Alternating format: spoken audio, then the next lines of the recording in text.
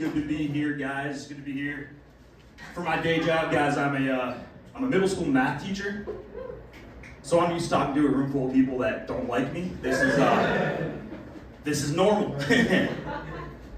I used to have a different career. I used to be a business consultant. So I decided to move into education because I figured, like, if I'm gonna spend my work days making PowerPoints for people that don't want to read them, I might as well get paid less. So I'll move into teaching, And it's fun being a middle school teacher because kids who are in middle school now, they were born in like 2012, 2013, So they have their own language, they have their own dialect, they're like their own species. They have their own slang, makes teachers laugh, right? Teachers get a kick out of it because teachers are like, when we were your age, we didn't use any of that stuff. We didn't use skibbity riz, aura points. When we were in middle school, we just used homophobic slurs. That's how we did it back in 09, It's a different time. Biographical facts about me, guys. I grew up outside of Sacramento. I grew up in Central Virginia, which is about 3,000 miles outside of Sacramento. Let's get goofy, all right? I'm a Jew. That's cool, right? Yeah. I'm a Jew. That's not the funny part. I'm not very religious, but I did have a bar mitzvah. For those of you guys not familiar, bar mitzvah is a ancient Jewish tradition where families from Long Island show off their wealth. But I grew up in the South. I didn't really have that experience. There are not a lot of Jews around me where I grew up. I know people in the tri-state area that have these like bar mitzvahs with like a theme, like New York Yankees theme bar mitzvah, or like a Broadway musical theme bar mitzvah. The theme of my bar mitzvah was just Jew. That was enough. We didn't want to over-Jew it. I had a good childhood.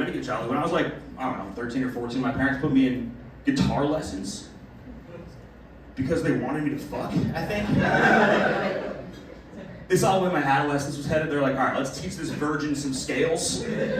Let's get him out there, My mom's a gynecologist. She had a OBGYN practice right next to the high school. So she saw more of my prom date than I did. Should have practiced those scales, guys. In retrospect, they were right, I'm 29. I'm not old, but I gotta start taking life more seriously, I'm at that age. Gotta take my health more seriously. I've been taking all my vitamins. Except for purple, that flavor's yucky. It's not for me, boo, it's cool though. I'm trying to up my veggie intake. I like asparagus.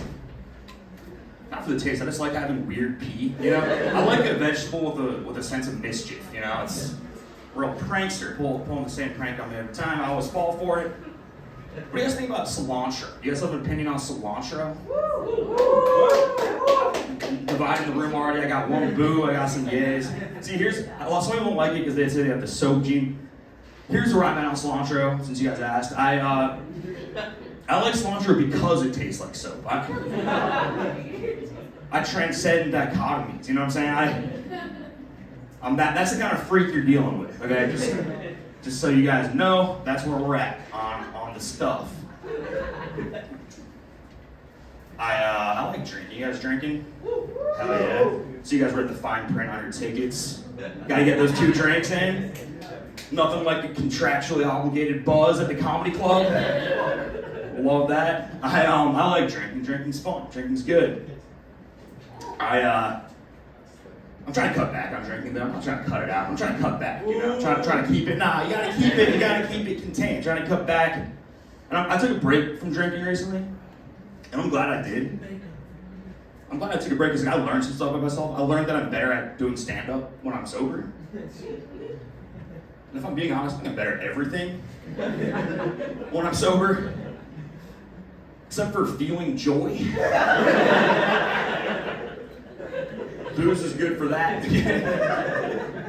I like drinking beer. I like going to breweries, like craft beer, And I like going to breweries and the thing about breweries though is expensive. It adds up, But there's a little loophole, because they don't let you bring in your own beer to a brewery, right? Right, because they want you to buy theirs. But there's a loophole. You can bring your own beer to a brewery if you bring it in a baby bottle. And if you like sit in the corner and you drink out of the baby bottle and you're like wearing a onesie and you're like, I'm thirsty for beer.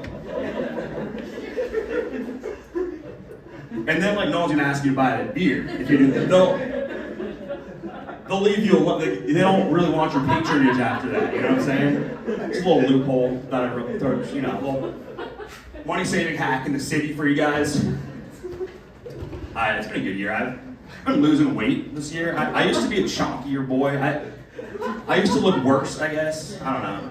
I went to the doctor at the beginning of the year. The doctor told me that I need to lose weight, which wasn't like a shock. You know, doctors they say stuff like that sometimes, you know. But she confirmed that I need to lose weight by using a medical instrument called a scale. You know? So now it's like confirmed. But I've been losing weight. I've been going to the gym almost every day. And there's some days when I'm at the gym. There's some days when I'm at the gym I'm just not feeling it, you know? On those days what I'll do is I'll go on the Stairmaster. And I'll go on the Stairmaster until I've climbed to a height that I could kill myself from. And then I start my day. I shouldn't joke about that. I'm not gonna kill myself. I actually have some